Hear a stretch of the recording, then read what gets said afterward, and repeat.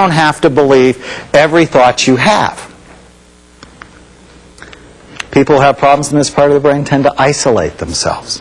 It's not good. They're less interested in things that are usually fun, including sex. And they have a lot of pain.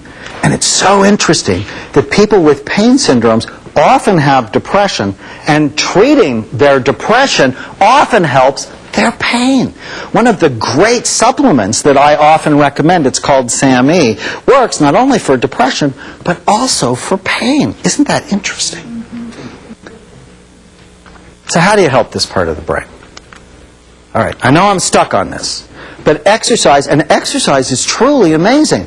There was a head-to-head study recently comparing Zoloft, one of our great antidepressants, it's a really good antidepressant, with exercise. At the end of 12 weeks, they were equally effective. That's pretty cool. At the end of 10 months, exercise blew the socks off of Zoloft. Now think with me for a minute. At the end of 12 weeks of taking an antidepressant, okay, if it works, you're less depressed. But also 60 to 80% of people now have sexual side effects, right? I mean, these medicines have side effects. At the end of 12 weeks, you're less depressed. And you have a better body. So you're actually feeling a little more sexual. Exercise is critical, at least 4 times a week if you're depressed. And you're like, oh, I can't do that. But the more you do it, the more you can do it. Fish oil. It's amazing for this group. Why? Because fish oil has in it something called omega-3 fatty acids, found to be low in depression and low in people who try to kill themselves. Taking fish oil in a number of studies has been found to help balance out your mood. And people who live in the countries that eat the most fish have the lowest incidence of depression. Isn't that interesting? And you want to get rid of the automatic negative thoughts. You don't have to believe every thought that you have. And so in my office I actually collect anteaters, right? Just to remind myself, you know, if I'm feeling sad, if I'm feeling mad, if I'm feeling nervous, I write it out. And then I talk back to it, right? You don't have to believe every thought you have. How many of you were good at talking back to your parents when you were teenagers?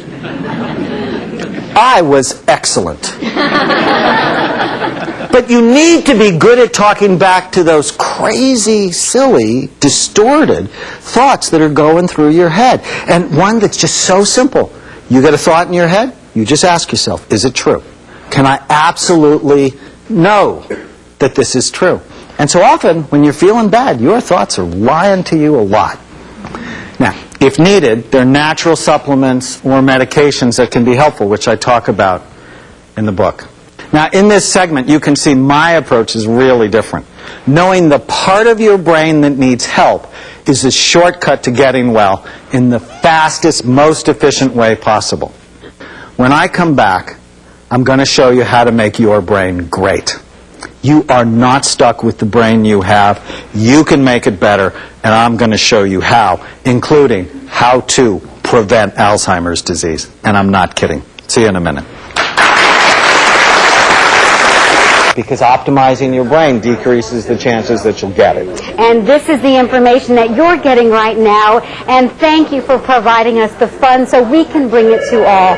We're going back now, because of member support, to this terrific program. Change your brain, change your life. Thanks for watching.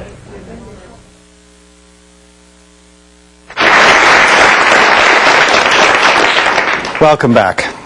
So has anyone developed brain envy yet? Anybody want to have a better brain? Yes. In this last segment, I'm going to give you 5 prescriptions to make your brain great.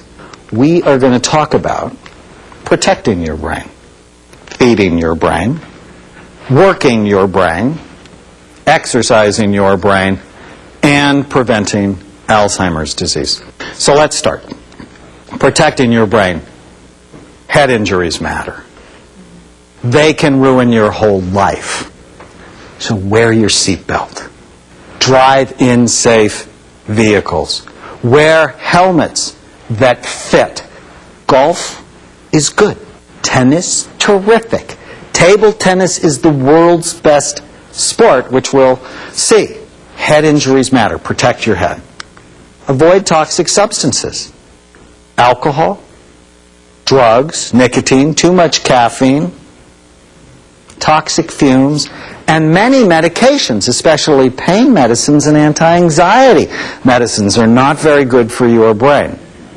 And make sure that you get enough sleep. Remember, less than 6 hours a night is associated with decreased blood flow to your brain. And anything that decreases blood flow to your brain prematurely ages your brain. You want to feed your brain right. I call this eat right to think right. You are what you eat. Literally. Your brain makes itself new every couple of months. A healthy diet is essential to healthy brain function. Now, the best brain diet is made up of lean protein, good carbohydrates. I call these complex carbohydrates that are also low glycemic. You probably heard the term low glycemic. That means carbohydrates that do not raise your blood sugar. So think green leafy vegetables or vegetables in general, and decrease bad fat, like trans fats. But not all fat. Did you know that 60% of the solid weight of your brain is fat? So that if somebody calls you a fathead, say thank you. So you need healthy fat in your diet, especially omega-3 fatty acids, because all the 100 billion brain cells that you have, their cell lining is made up of long-chain fatty acids. And you get them through fish, such as salmon and tuna, avocados, and walnuts. And water is also critical to your brain. Remember, the brain is 80% water. Anything that dehydrates you is bad for it. And you want to make sure that you're drinking plenty of water throughout the day. So what are some brain-healthy foods? I put together a list for you of 12 of my favorite. And the first one's avocados. Why? Because of the omega-3 fatty acids. But this does not mean you can have a ton of guacamole. Because avocados also are fairly calorie-dense, right? And obesity doubles your risk for Alzheimer's disease. Obesity is bad for you. Okay, but a little bit of avocado is great for you, as are blueberries. In fact, I call these brain berries because they're loaded with antioxidants and they have fiber. Broccoli, because it has folate, very important vitamin for your brain. Green tea. Now, decaffeinated green tea is better, but green tea is amazing because in it has a substance called theanine.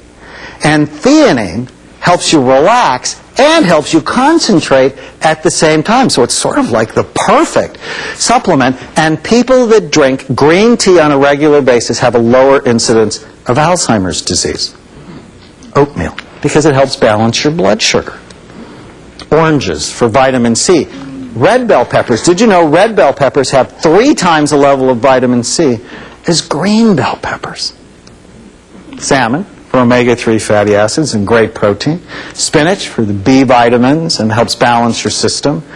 Tuna, turkey, and walnuts. Did you know that walnuts have 3 times the level of omega-3 fatty acids as almonds? But this does not mean double fudge chocolate chip cookies with walnuts. I tell my patients, eat from the rainbow. What that means is put foods in your diet that have many different colors, because that naturally increases the amount of antioxidants in your body to help keep your body and your brain young. But eating from the rainbow does not mean Skittles. I also recommend to my patients that they take 100% multiple vitamin every day. Why? We don't have balanced diets. We have fast food diets. According to the American Medical Association, people should take multiple vitamins every day to help prevent chronic illnesses like cancer, heart disease, and dementia,